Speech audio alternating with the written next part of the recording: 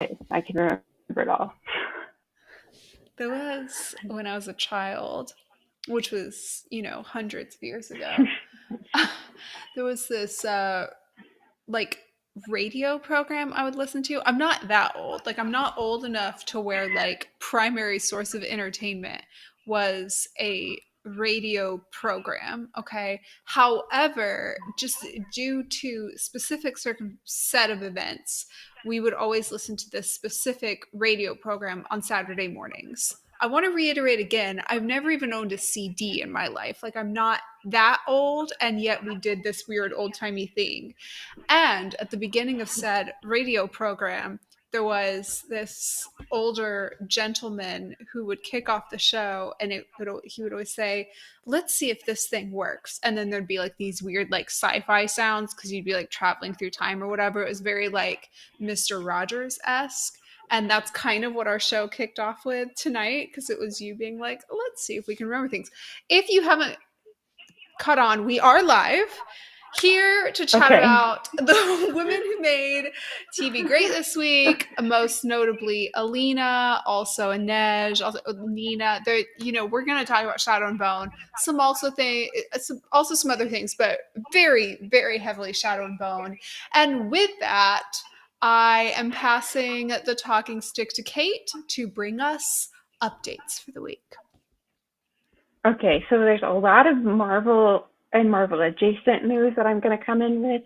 Okay. So to start off with, just because I can't let go of WandaVision, we can start off by talking about how they officially kind of revealed that Benedict Cumberbatch was supposed to be Doctor Strange in the finale of WandaVision, and people with taste were like, yeah, the shock and the surprise of him being the one that sent her the commercial messages would have been awesome.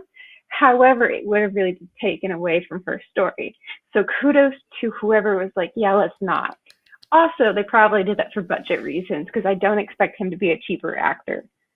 Um, on the same kind of scope, Elizabeth Olsen also did an interview kind of revealing, I guess people just weren't watching the same show we were watching because a lot of people had issue with her going off into seclusion.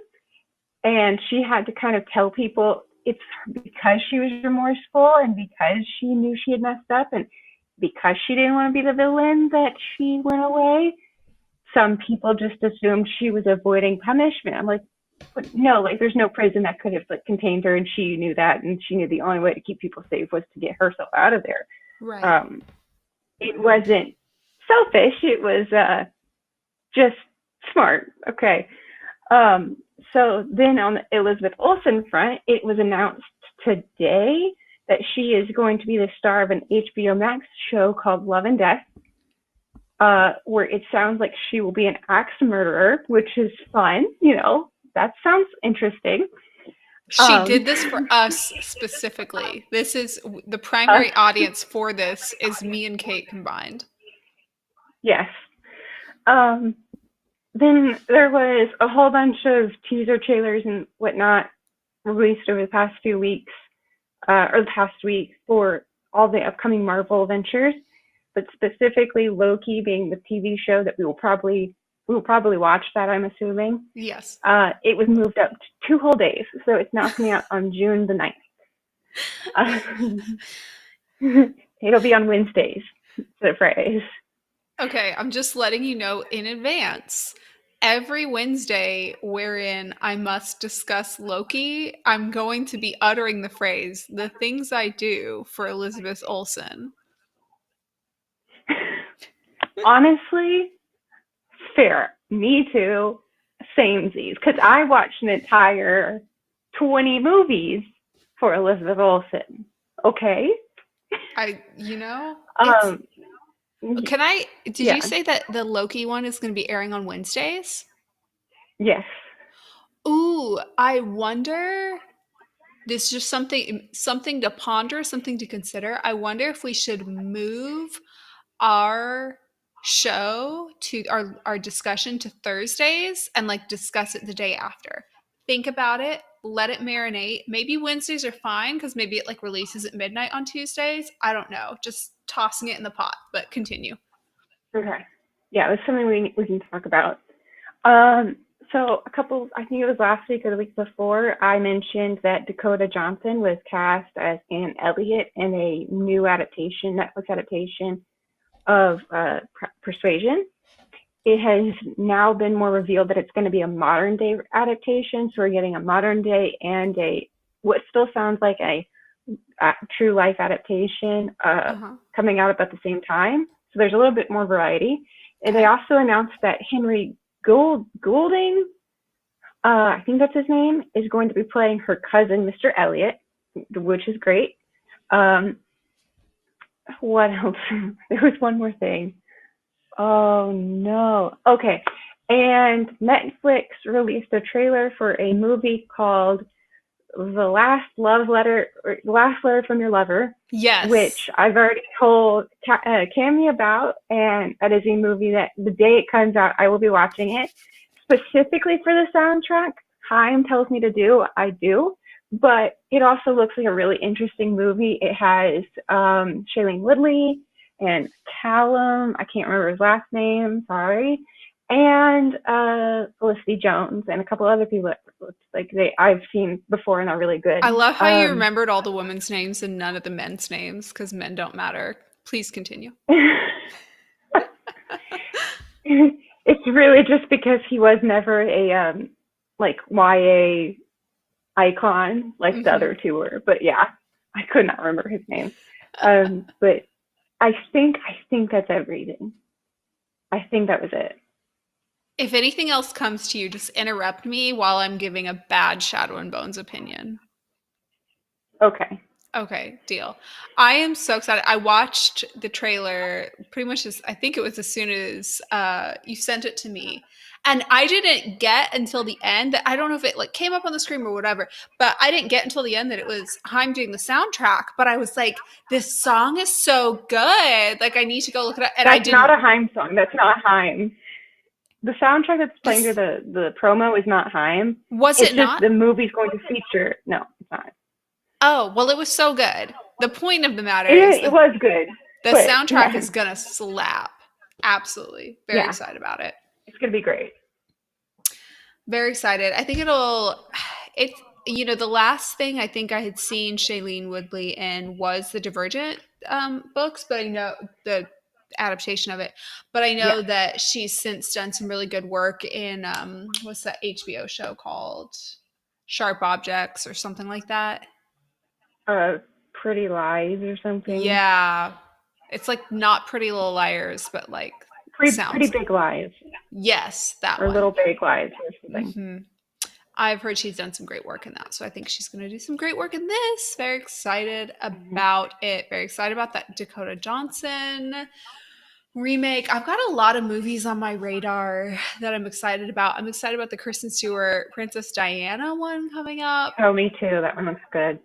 Good, good stuff. Okay. Well, and the this wasn't one I forgot, but when I mentioned that they've kind of done announcements for Marvel, they officially gave like an official, tentatively official Doctor Strange movie 2 release Mhm. date, so it comes out March of next year. Which honestly, we're That's both just sitting there going, "Why the?" that was so long. Can they just give it to us sooner? Like I won't we tell won't tell anybody. anybody. Yeah. I Yeah. won't say anything ever. Okay. So, speaking of things coming out, so Shadow and Bone came out a week and a half ago at this point. I have just finished it this week. So, when we're talking about like what I've watched this week, it's been almost exclusively that. Like, yes, I've watched Good Girls. Yes, I've watched Zoe's Extraordinary Playlist. Yes, I've watched Batwoman, etc., etc. And like when we get into the what else I've watched this week section, I will mention those for like the 30 seconds we have left. But I watched most of season one. I think I'd only watched a couple episodes this time last week. And I read the first like quarter of book two and I finished book one. I don't know if I had finished book one this time last week. So I want to go through a little bit of a like rating and pick your brain and like see where we stand type of thing. And this is kind of, I want you to picture, I really hope this isn't offending anybody's religion. Okay, Kate is the priest. She's in the confessional booth, and I'm coming to confess my sins. And like no one is Oh no. surprised because what do we know about me? I'm a liar and a flake. Okay. But like I really had made a commitment at the end of book 1 to be like, okay, fine, whatever. Like I'll ship Alina and Mal. Like stop. I am God. But like this series really tried me. And I just want to know, Kate, like, first of all, how many Hail Marys do I have to say? Second of all, like, were you really immune to this? Like, be honest. Were you immune to this? Is this just a Cammie problem?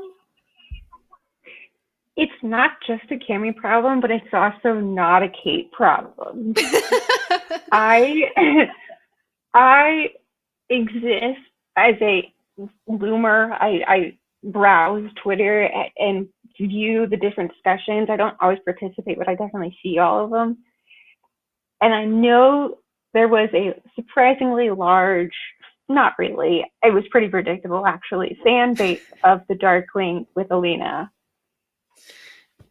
And we've talked about it by ourselves, that I understand that we all like a little treat, a little indulge in the dark side. I mean, we get it.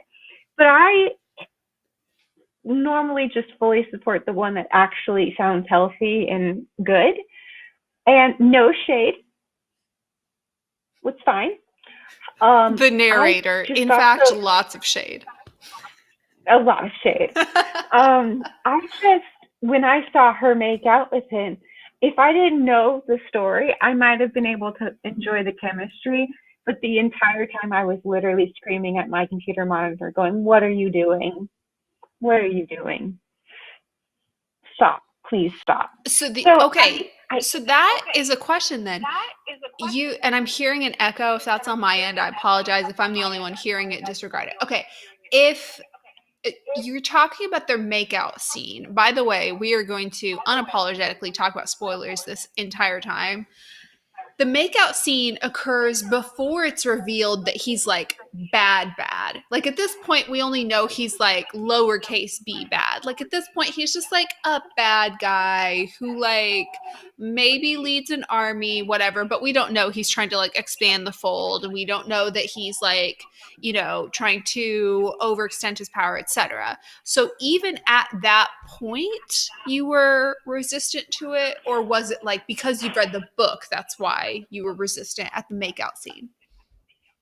I think part of it was definitely my knowledge of the books, but I think another part was I still saw him as a much older man. Mm-hmm. I had issues with the power dynamic. Yes, she is now one of the most powerful Grisha. However, he's the command, like he's the general, and he's well known. Like he still is considered the power position in that dynamic. And I had issue with. There's just something creepy about it to me. I will say there is a valid argument, but it mainly came down to my understanding of the book over any genuine thing that they had shown me so far in the show. And I will say, on a lot of points, I liked what the show did more than what the book did, which feels like sacrilege to me. I'm sorry, but in that scene, I at least appreciated that she was the one who made the first physical advance. Mm-hmm. Was I still upset about it because there was an argument that he emotionally manipulated her to do it anyway? Sure, but I could at least give the credit where that credit was due and say that she was the one that made that advance rather than him from the book. Okay, in the chat, Amanda Tavares, first of all, she points out that this has been on Netflix #1 list worldwide for over 1 week. Very excited about that. I've heard rumors that there might be 4 seasons. That's very interesting because of the way that they've been combining the books thus far.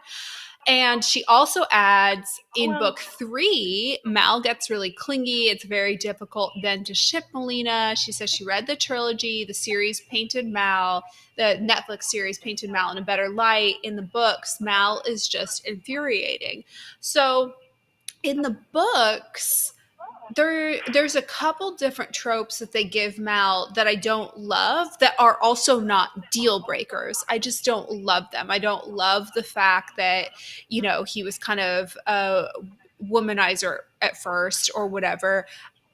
This is completely like not his fault at all. I don't even like the fact that they paint him as like the one all the girls go after.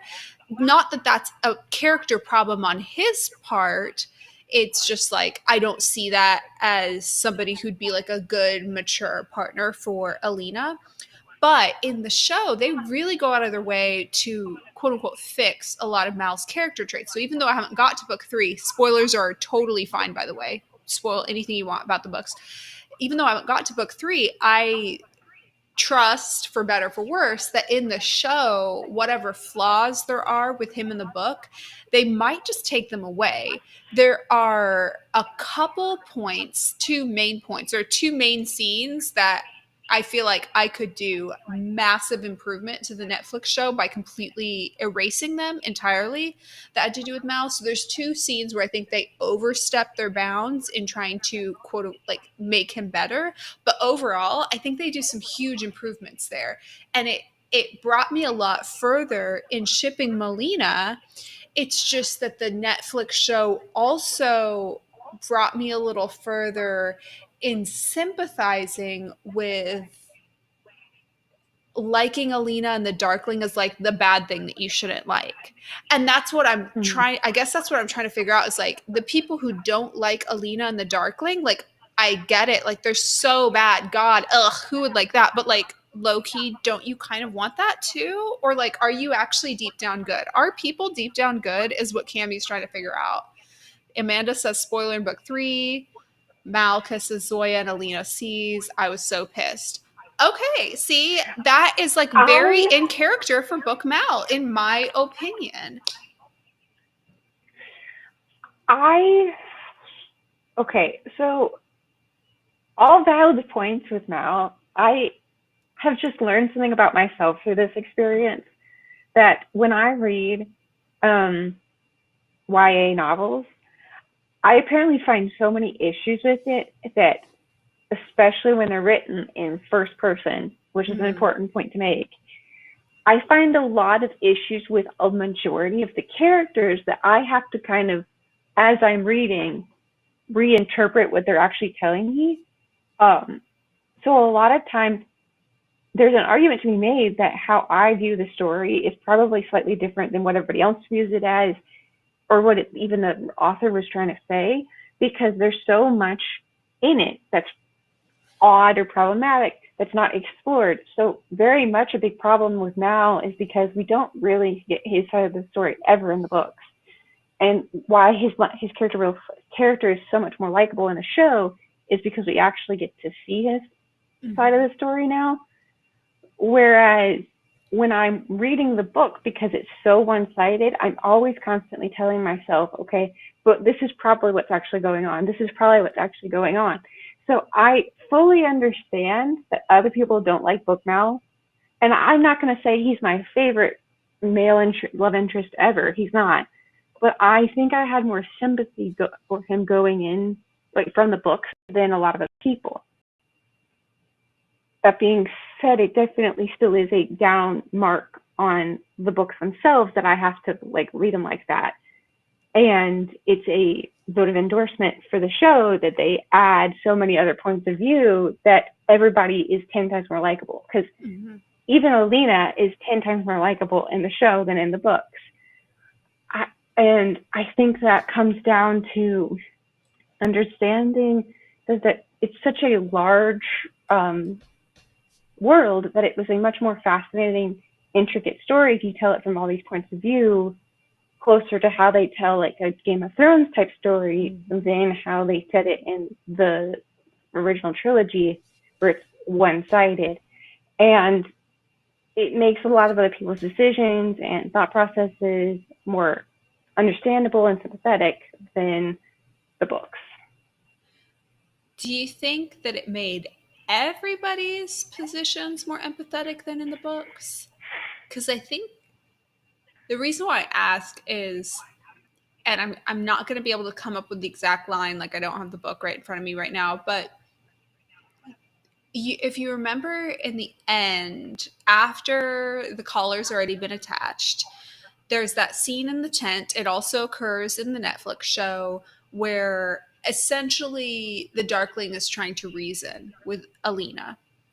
And in both the show and the books that occurs, but there was, and maybe this is just me, but there was a point that he makes in the books that he does not make in the show that I had in the books interpreted to be the main, it's not a romantic point at all, but the main point of his side or his argument.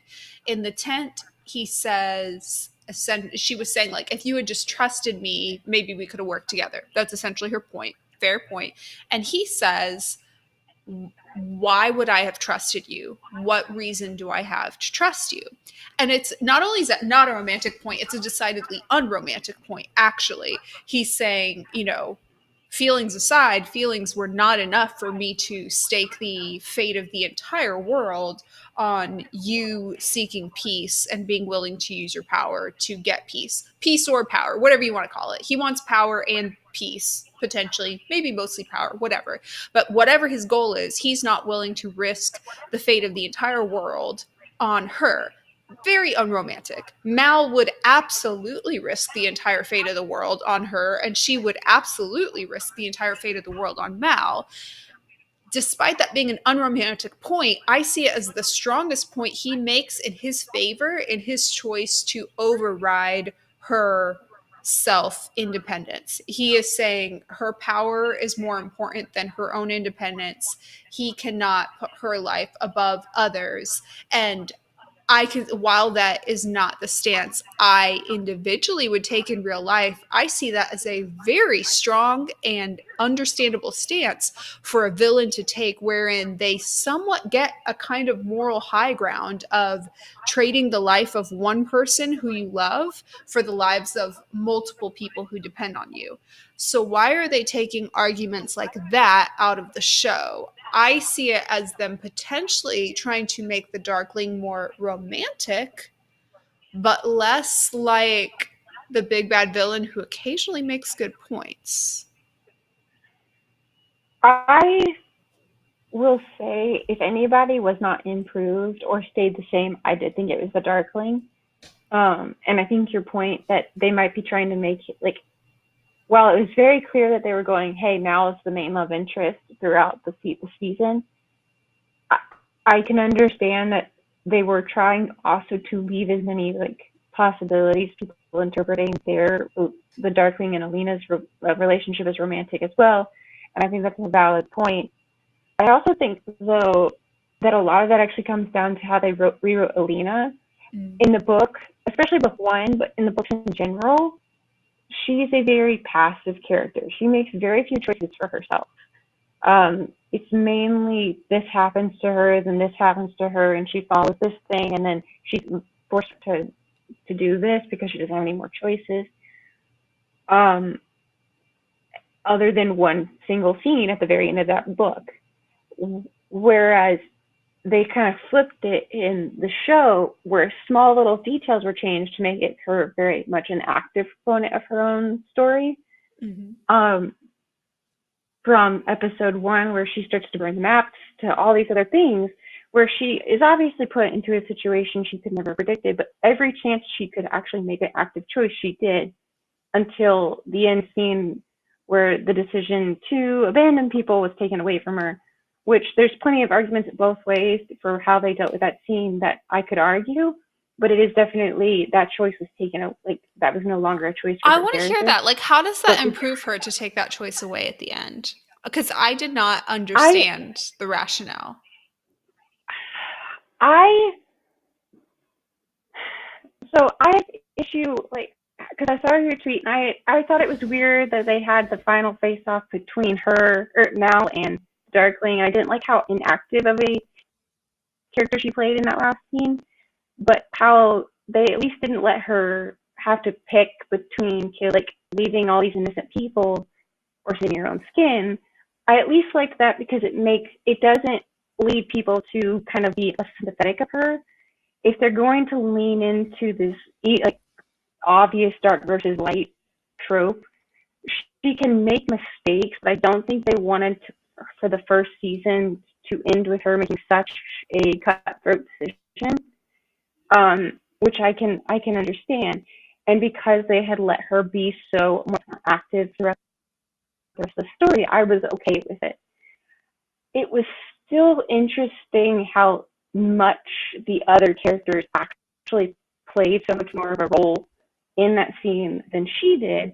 But I Mhm. also could say that's because they now include the Six of Crows characters, and there were still issues with it, but I could let it go because of the things I had issues with in the books, how many things it fixed. So it kind of gives and takes. It's not perfect in either version, and it just kind of gave me two different options of how to value the situation. Nonetheless, I thought the whole Mal and the Darkling fighting next to the ship, and how, first of all, the lighting was, that was a really bright scene for it to be in the fold, which was really strange, and her light not to be so on. Um, for the like, there was a sweet justice of him being attacked by the monsters in the fold, but at the same time, it didn't kill him. It was just a little weird that it was Mal versus the Darkling, but I didn't really care because so much of the other problems I had with the books were fixed in the show, so I didn't really latch onto it. I just kind of accepted it for what they were trying to tell me. The Mal and the Darkling fight was the. Wait, sorry, I'm hearing an echo again. Do I need to plug something in? I don't know. The Mal and the Darkling fight is one of the two scenes that I feel could be pulled entirely from the show and improve it. Don't replace it, don't fix it, just pull it entirely. Mal and the Darkling, while Mal is captured by the Darkling, having their little "I don't have to kill you, time will do that for me" scene, and then Mal and the Darkling fighting each other. Those two have got to go. I hated the presence of both scenes. And here's why.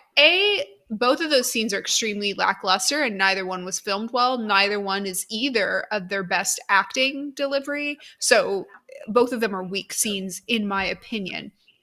The reason why Mal and the Darkling fighting each other kind of jumps the shark, in my opinion, is it forces us to stop suspending disbelief when up until this point we've suspended disbelief and we have bought into this idea that what appears to be just like, I mean, attractive but reasonably human looking, 30s ish year old man is somehow some like eternal god type character who is incredibly strong above everyone else and has an eternal mind and all that. The fact that he's arguing with like a teenage boy and then fights with a teenage boy completely undercuts his character. It's one of the, I know in those scenes they're trying to get him to like look worse so that we like Mal and Alina, and that's not necessarily the process that happened, but it's one of the reasons why I like the Darkling and Alina less, is because I feel like they've kind of ruined the Darkling's character by showing he can just fight like any random soldier and potentially get thrown to the Volcra. That makes no sense. And it's, I mean, like, it's a disservice to Alina's character that she did not get to fight him and throw him to the Volcra. I say this as somebody who's empathetic to them as like kind of this guilty pleasure ship. I still want her to have the ability to fight him and kill him if she wants to. I didn't like that. When he is discussing this with Mal in that first one there, when Mal's shackled and he's like, "Time's gonna kill you for me." The reason why I didn't like that is because the way I felt, and this is on me, this is a me problem, and I deserve to be dragged this way, but I felt like that scene was dragging me. It felt like when somebody reads your idea and makes fun of it. Because I felt like that was a very good idea. The idea that she would get to be with Mal and have this wholesome relationship and have a whole life with him and have that whole situation, grow old with somebody the way the Darkling has had the chance to, like, or not grow old with somebody, but be with somebody while they grow old or till they die or whatever. Same way the Darkling has probably had the chance to and experience her life, go through that, be with a mortal, experience that heartbreak, whatever, and then eventually she and her other eternal half will find their way back to each other. I think that's a very sweet romantic idea. They completely bastardize it by making it sound like this awful threat. And that isn't even in the books. So it feels like they're taking somebody's like reaction to the books or an idea and reaction, or at least it isn't in the first book. I can't speak to the second or third. It feels like they're taking an idea and intentionally bastardizing it when that idea didn't need to be diminished or dragged in that way. I think that's a lovely idea. I don't know. Amanda says, I I just want to know who will play Nikolai so I can prepare myself to be frustrated on yet another failed ship. I'm like moderately spoiled on who you're talking about. So is that the captain of the ship on the second book? I've that kind of is been the like captain. I've been That putting is, pieces yeah, together. that is Okay. my best friend's favorite character, and she is fully excited to see who's going to play him. And she's very much like, I don't know why she picks Mal when Nikolai is standing right there, which Is he a it's prince? fine. Is he one of the That two one, princes? yes, Okay. he's the younger prince. Gotcha. And honestly, I get it. Like if I were gonna ship her with another character, it'd actually be Nikolai over the Darkling. Okay. Um, and to kind of come back to what you were saying about like it making fun of the idea that it was already presenting for fans, I hadn't thought of it that way because I've read book 2 and 3 and I know how it ends. And I think it's another added thing as to why I don't like the Darkling is because of what I read in 2 and 3.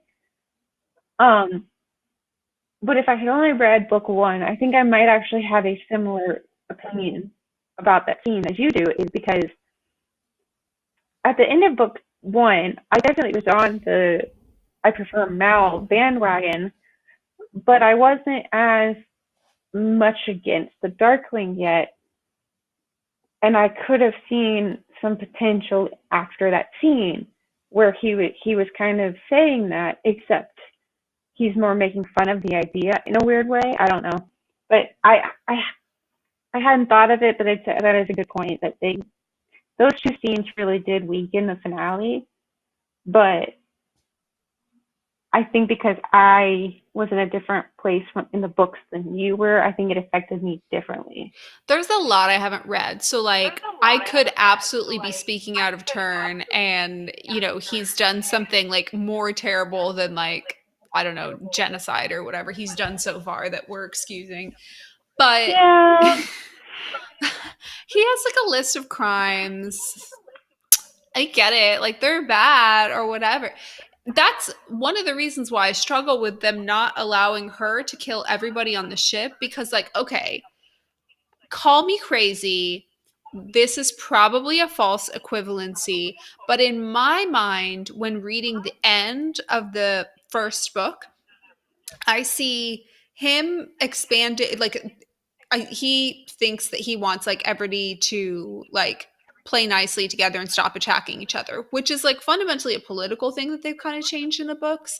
In the Netflix show. In the Netflix show, they're constantly talking about, like, him saying, our neighboring countries don't attack us, please, which is a less empathetic stance than he takes in the book, which is everybody stop attacking each other, full ceasefire against all borders, not just against ours.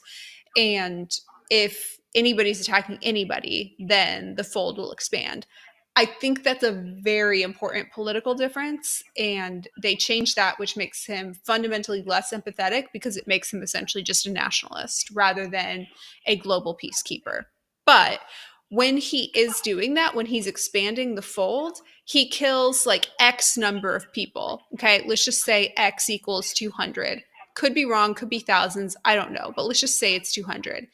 And then Alina, when deserting the ship to the Volcra, also kills X number of people. I understand it's a Netflix budget. They can't make the ship as big as it is in the book, but in my mind, again, I could be so wrong, I'm presuming that's a couple hundred people as well. So I was kind of thinking, like, in that interaction, him expanding the fold, her escaping and leaving the boat, they've kind of killed or left to their deaths an equal number of people. And it was supposed to be kind of a parallel of bad and inexcusable choices of killing people for what is otherwise a good and pure and lovely aim. She's deserting them so that Mal, her true love, can live. Love that. Lovely. Adorable.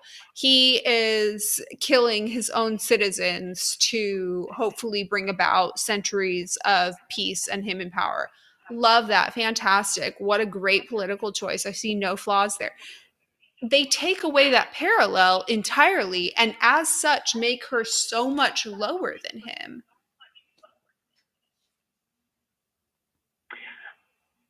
I when I saw it, I kind of could argue for both. So I understand what you're saying, that it makes her lower than him, and that her having killed a vaguely equal amount of people for her own, for how you interpret it now. In the book, how I read it was actually more, she abandoned the ship so that way he couldn't control her power and kill more people. And there's an argument to be made that that's actually a wiser, more like heroic choice than having them live and then he kill other people, more people with her power. There is not that argument that you kind of have to consider. But I think there's an argument for both, and I really didn't care which way they went, because I liked the majority of the rest of the things they did. So I wasn't really paying attention to that detail, I don't think. But it's something I think I can consider, like, that they should have abandoned the ship because of Mal or for selfish reasons. You said there were some other things that you really liked. Let's take a positive turn. What were some of your favorite Okay. changes from the book to the TV show? Some of the ones we didn't talk about last week, because last week we talked about the first couple episodes. So maybe like in the latter half of the season, what were some positive changes? I so I really liked the inclusion and the intertwining of the two storylines. I Yeah. think that all of those characters are really fun. Um, and even though there's an argument to be made that their storyline was kind of just dropped into the show and had very little connection, Nina and Matthias are my favorites. Okay. They were my favorites in the books. They were my favorites in the show.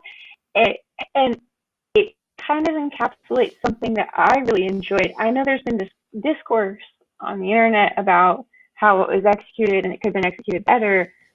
But I think some like an underlying thing that they didn't completely change, but they kind of redirected how they did it, is the fear of other, the groupism that they've got going on, in this show. I mean, it's very clear, and it was showing a lot with their relationship specifically. It shows how much neither of them is inherently bad.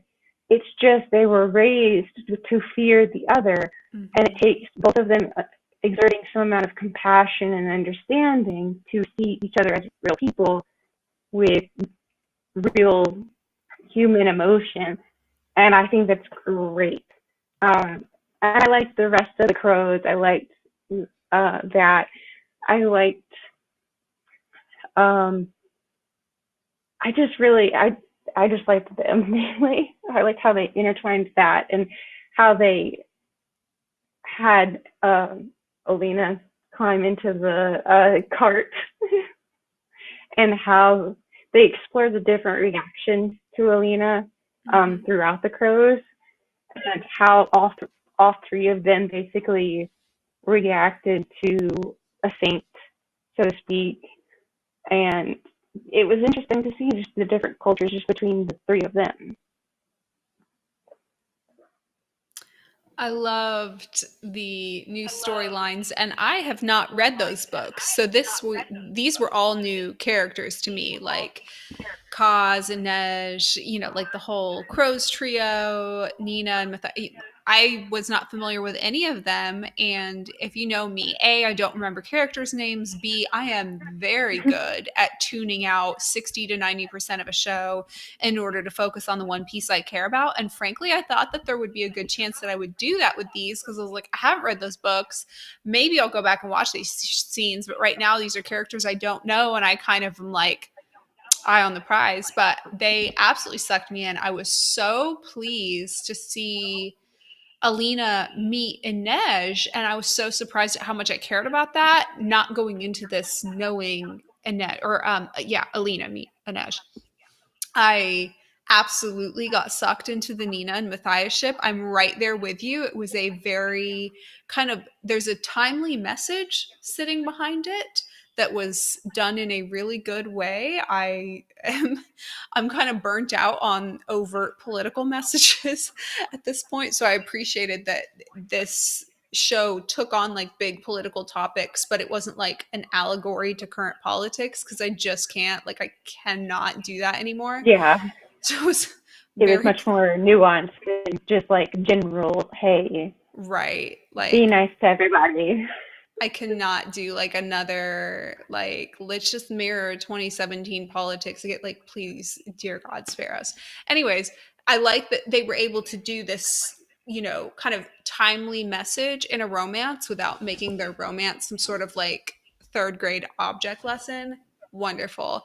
I Yeah. loved a few things they did at the beginning just to set the characters up better for success. You referenced burning the map, obviously fixing some stuff with Mal.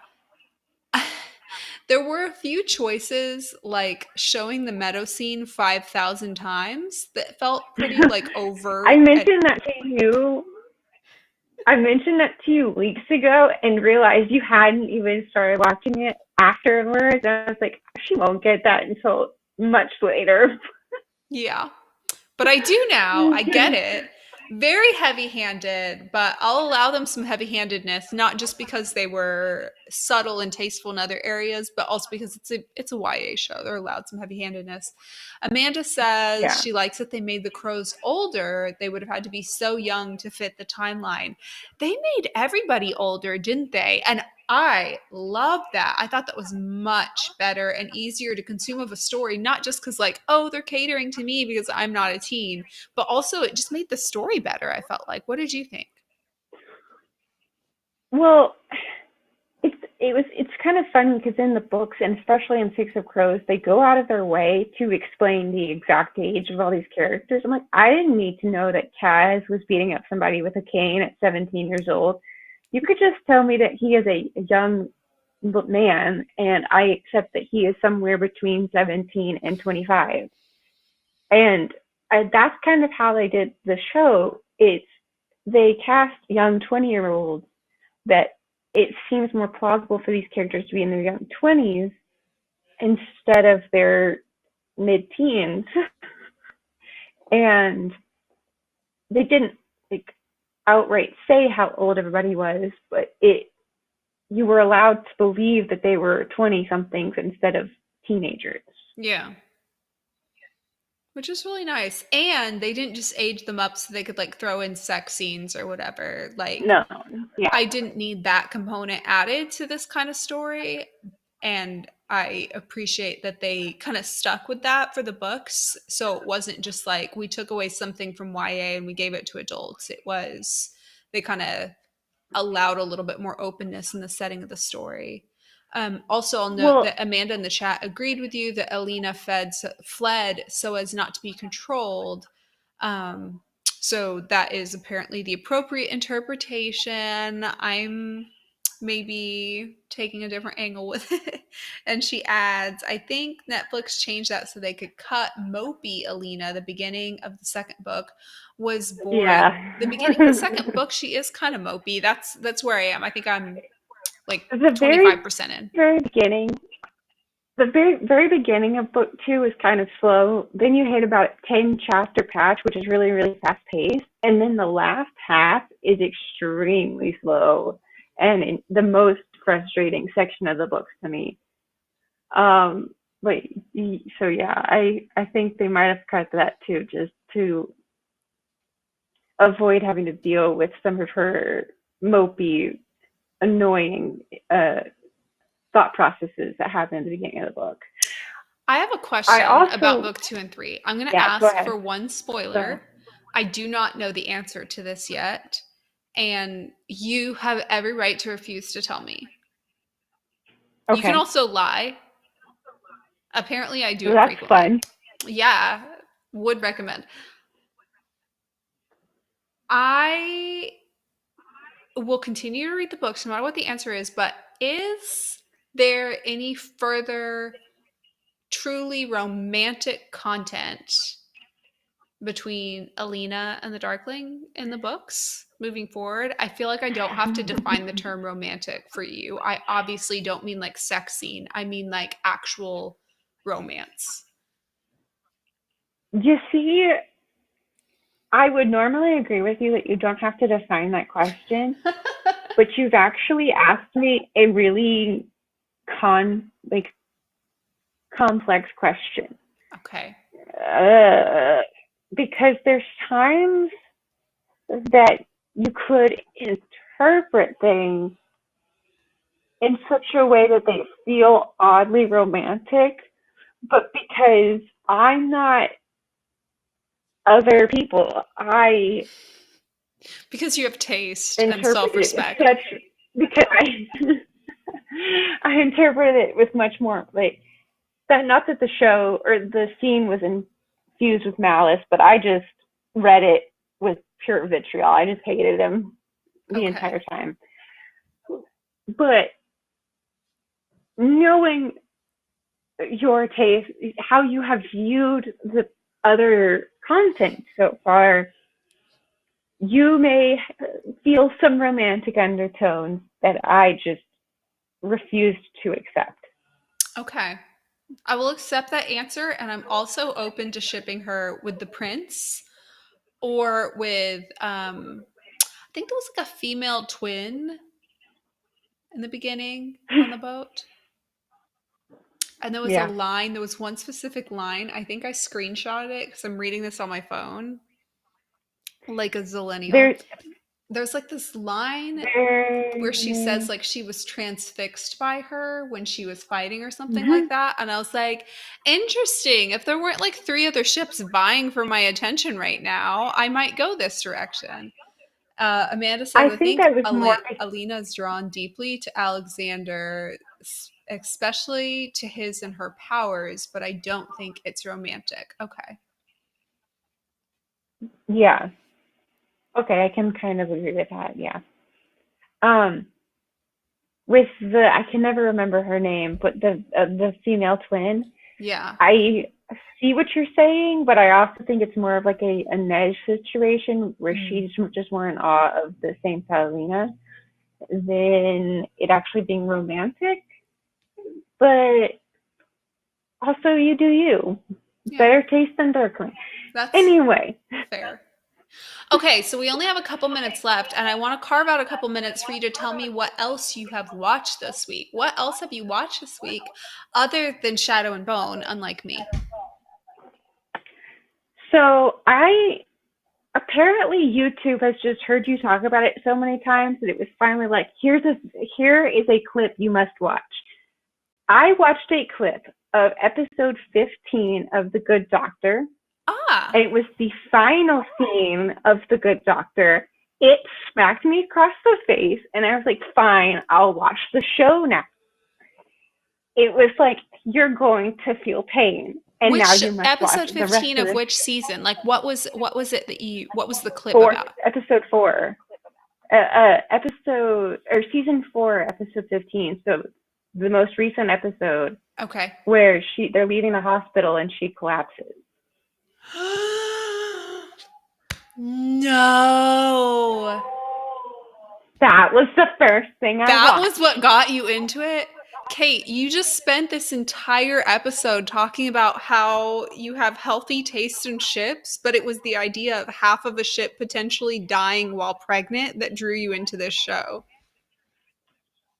It was because before that, like the clip, like the moments before, I was like, oh, she's fun.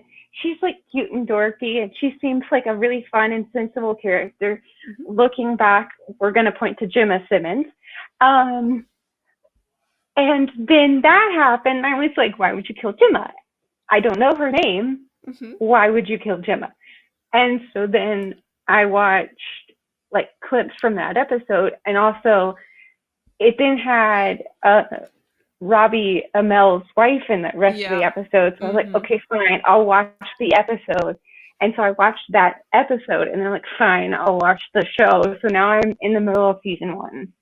Okay, so since you watched that episode, you know what I was talking about with Morgan and Park. That's the blonde girl and the Asian doctor, where they like break up at the end of that episode. I'm obsessed with them. Such a good ship. I don't know if you can tell it just from that one episode alone, but pristine taste.